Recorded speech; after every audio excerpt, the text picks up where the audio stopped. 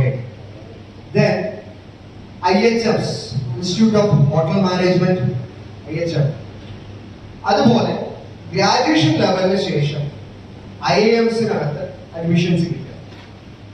ഇങ്ങനെയൊക്കെ കിട്ടുന്ന ആളുകൾക്ക് ഞങ്ങൾ ഏകദേശം 1 lakh rupees ഗ്രാൻഡ് കൊടുത്തിട്ടുണ്ട്. അതായത് ഒരു വർഷം 1000 കുട്ടികൾക്ക് വേണ്ടിയിട്ടുള്ള ഓപ്പർച്യൂണിറ്റീസ് ഞങ്ങൾ മാറ്റി വെക്കുന്നു. അതായത് 1000 into 1,00,000 അത്രത്തോളം കുട്ടികൾക്ക് ഞങ്ങൾ ഗ്രാൻഡ് കാര്യങ്ങൾ യൂണിവേഴ്സിറ്റി കൊടുക്കുന്നുണ്ട്. ഒരു കാരണവശാലും ഇത് LPUവിൽ വന്ന് പഠിക്കാനല്ല, ഈ പറഞ്ഞ നാഷണൽ ലെവൽ ഇൻസ്റ്റിറ്റ്യൂഷൻസിൽ പോയി പഠിക്കാനാണ്. നമുക്ക് സംശയം സ്വാഭാവികമായിട്ടും വരും, എന്തുകൊണ്ട് LPUവിന്റെ പാരന്റ് ഓർഗനൈസേഷൻ എന്ന് പറയുന്നത് ലവ്ലി ഇന്റർനാഷണൽ ട്രസ്റ്റ് ആണ്. ട്രസ്റ്റ് യൂണിവേഴ്സിറ്റിയാണ്. സ്വാഭാവികമായിട്ടും ഇപ്പൊ നിങ്ങൾ പല ആൾക്കാരും പല ഗ്രാൻഡ് സ്കോളർഷിപ്സ് ഒക്കെ കണ്ടിരിക്കും. അതായത് അല്ലെങ്കിൽ TCS, Infosys കൊടുക്കുന്നത്. Because every well-known organization have CSR funds, അല്ലേ?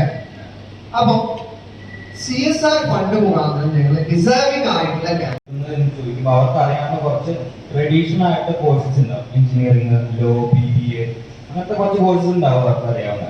സോ എല്ലാവരും അതുപോലത്തെ കോഴ്സസ് ഞാനിപ്പോൾ എടുക്കുകയാണെങ്കിൽ അവർക്ക് ന്യൂ ഏജ് കരിയർ ഓപ്ഷൻസിൽ പുതുതായിട്ട് വന്നേക്കുന്ന കുറച്ച് കോഴ്സസ്, കുറെ കോഴ്സസ് ഉണ്ട്.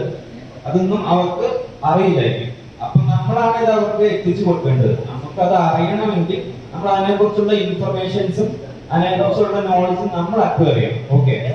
സോ അതുപോലെ തന്നെ ന്യൂ ട്രെൻഡ്സിനെ കുറിച്ചും പുതിയ കരിയർ ഓപ്ഷൻസിനെ കുറിച്ചും പറയാൻ വേണ്ടിയിട്ട് മിസ്റ്റർ മുഹമ്മദ് സെയ്ദ്, അതുപോലെ തന്നെ നമുക്ക് LPU ആയിട്ട് നിങ്ങൾക്ക് എങ്ങനെ ഫ്യൂച്ചറിൽ കൊളാബറേറ്റ് ചെയ്യാനുള്ള കാര്യങ്ങൾ സെയ്ദ് സാർ പറഞ്ഞു തരും. So over to sir.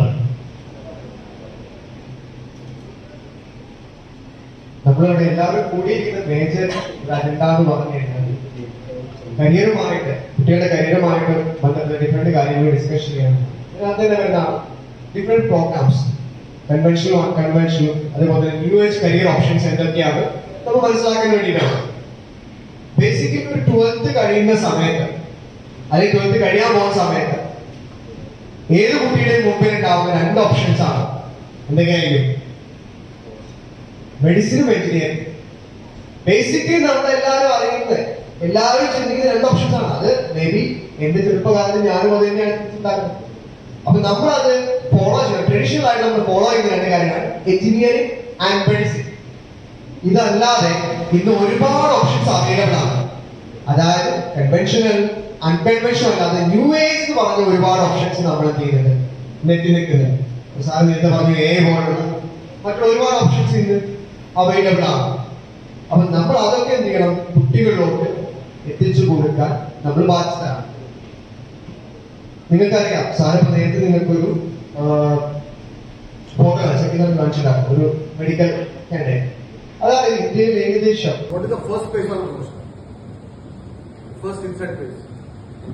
The seats, they are concentrating more on sports than first.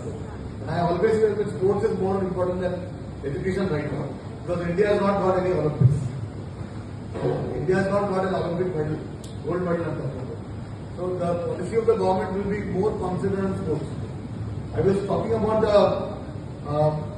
university, I don't want to name because right now we are talking about LPU. Lot of benefits will be given to children who are participating in sports. So in the era of AI, ML and DS, you need to have a very good campus. And LPU has a very good campus. I run an institute, defense institute in Pune. 10 of my children, everybody cannot join Indian defense system, but 10 of my children are studying in LPU right now. So that is what the credit goes to them. And second, see the last phase.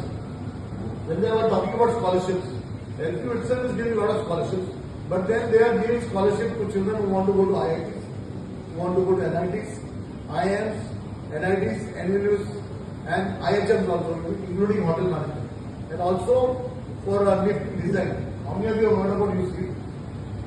Anybody heard about USEED? See, they charge IIT Powai and IIT Guwahati charges 40 lakh rupees. So it is very difficult for a common person to get admission into USEED courses. So they are well aware of what they want to do, and how they want to integrate the Indian curriculum with the Western curriculum. The takeaway today to me was their exchange program where they are ready to exchange with semester also. 2 years you can study in India and 2 years you can study abroad. The trend that is going to be here is right now